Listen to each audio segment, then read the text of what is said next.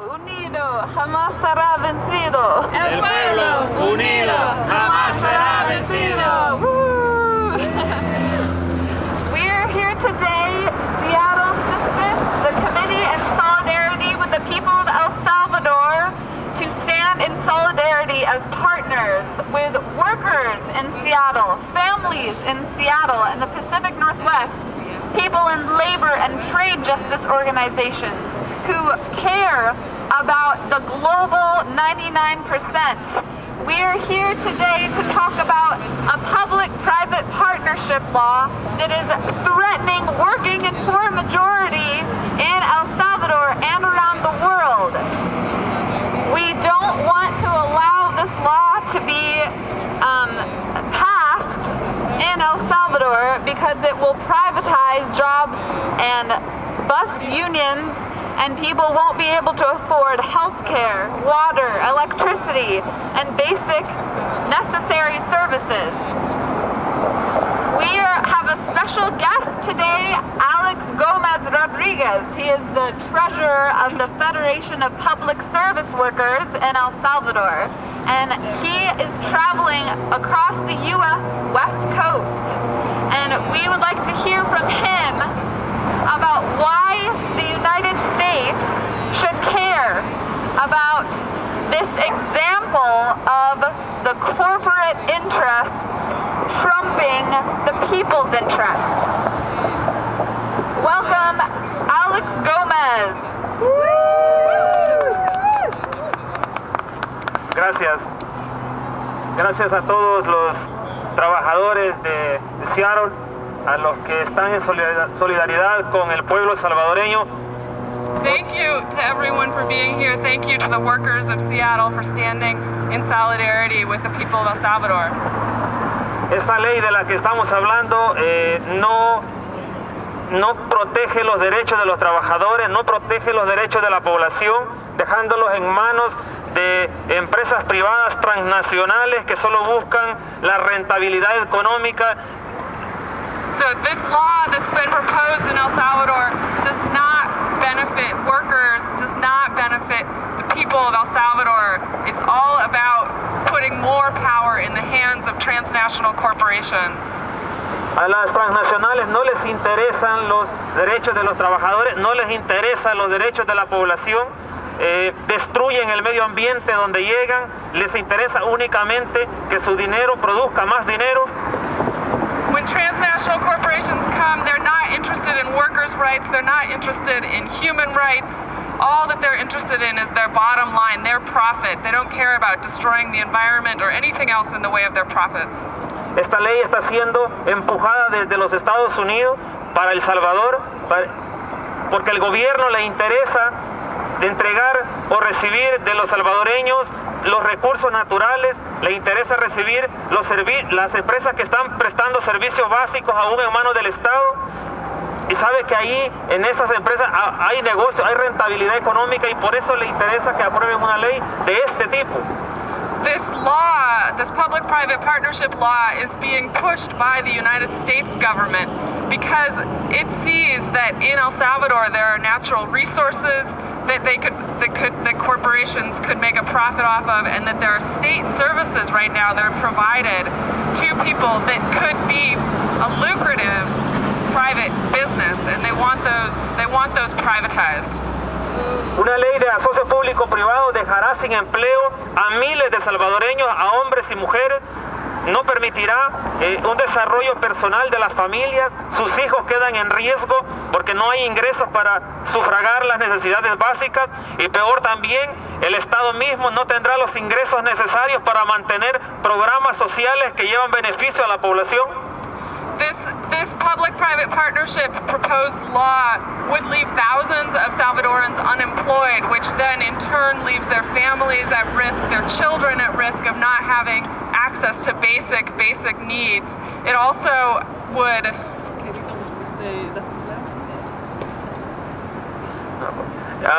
Trabajadores en los puertos, aeropuertos, el sector salud, el sector educación, estarán vulnerables al ser aprobada una ley de este tipo. Los servicios serán prestados por empresas privadas y serán concesionados para periodos hasta de 40 años. So workers in all sorts of public services right now are at risk because of this law, and the concessioning that would happen with this privatization would be for up to 40 years at a time. So it would affect thousands and thousands of public sector workers. El acceso a los servicios básicos será más difícil y su costo será más alto, porque la inversión de la empresa privada será recuperada en el periodo que ellos estimen conveniente, y ese costo lo tendrá que pagar el pueblo salvadoreño. The other really significant cost of this law is that the state would lose the income that it currently gets from the public sector industries. It also would lose, through privatization, would lose other sources of critical revenue to be able to provide basic and necessary services to Salvadorans. Por eso la solidaridad de los trabajadores de Seattle y de los Estados Unidos es importante para con los salvadoreños, porque sabemos que desde aquí es donde se presiona a los gobiernos de Centroamérica, en especial el de El Salvador, para que aprueben una ley como esta, que estaría entregando los pocos servicios que presta el Estado a manos privadas. And that's why the solidarity that we're receiving from workers here in Seattle and across the United States is so critical. It's so important, because we know that it's the United States government that's pressuring Central American governments, and particularly the Salvadoran government, to hand over these public services to transnational corporations. Gracias, Alex. We definitely don't want the United States to be messing up things for the rest of the world, including our own people.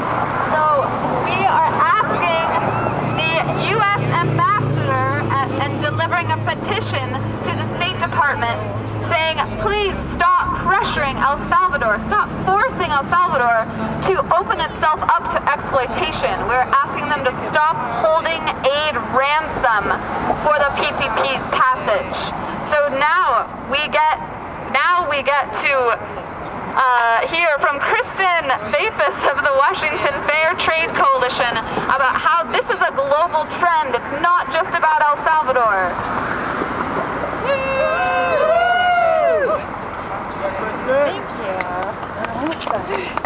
Thank you. It's so great to be here today. I want to say a little bit about the privatization of our public policies, because that's essentially what we're talking about here. About 100 years ago, corporations existed to benefit the public.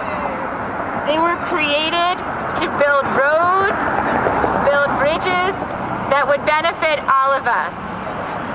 And over time, they have gained so much power that they are actually writing our rules, not only here in the US, but also globally. And they do this through trade policy. We've seen it 20 years ago with NAFTA, the North American Free Trade Agreement. We've seen it with CAFTA, the Central American Free Trade Agreement. We've seen it with the World Trade Organization. And now today, we see it with a new trade deal called the Trans-Pacific Partnership, involving 11 countries, including Mexico, Peru, and possibly other Central and South American countries. This trade deal is being written by our corporations. The very corporations that the US government is doing the bidding for in El Salvador. We have to stop corporations from extending their rights. We need public policy to represent workers, to represent people, to provide education and public health.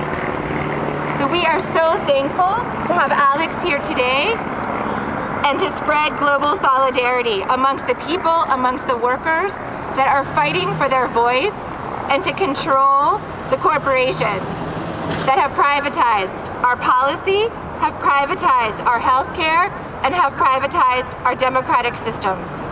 Thank you. Yeah. The public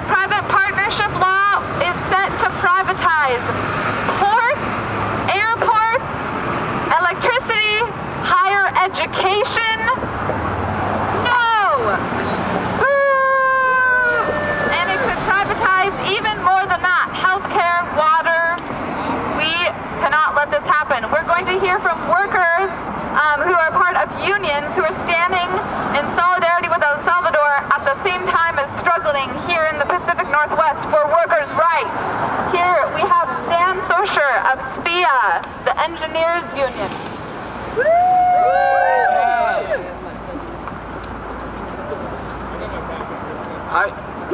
SPIA is a union that represents engineers and technicians in the aerospace industry. We make products the rest of the world wants to buy. We are 100% in favor of trade. The longshore workers are 100% in favor of trade. There's no reason we can't have a trade policy that raises the standard of living of people in America and in El Salvador and in Colombia and in Mexico and Canada and Korea. When we talk to workers in Canada and Mexico and Korea and El Salvador and Colombia, their issues are exactly the same as our issues. Where does our policy in trade deal with human rights and labor rights and environmental rights and public health? Those are the interests of civil society that need to be in balance with investors. These trade agreements work brilliantly for investors, but work very badly for civil society. So we hear that in the voices of our labor union friends in Colombia and El Salvador and Canada and Mexico. All countries have the same experience with these trade agreements.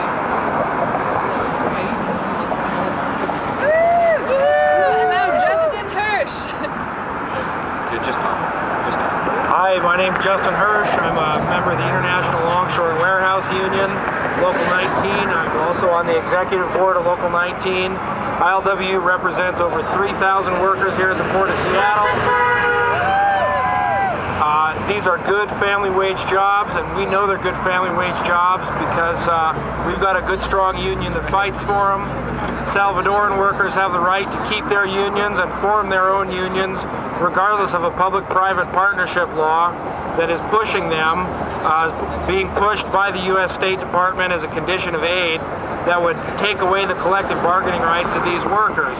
Why should it be that these individuals, these workers, and this country can't decide for themselves how it is they'd like to have their society organized, such the United States, the State Department, and trade organizations come down and pressure them into forming, into adjusting their society into the way that they think it should be. Commerce exists for workers too. We need standards of living to guarantee the lifestyles of workers and the happiness and health of their families, and ILW is very much in support of this. Saj, do you want to say something? Annie? Okay. Thank you for being here. We really appreciate being able to gather and challenge the status quo and hope for an alternative world where governments are governing for the many rather than profit for a few. So, gracias. El pueblo unido jamás será vencido. El pueblo unido Jamás será vencido. El pueblo unido Jamás será vencido.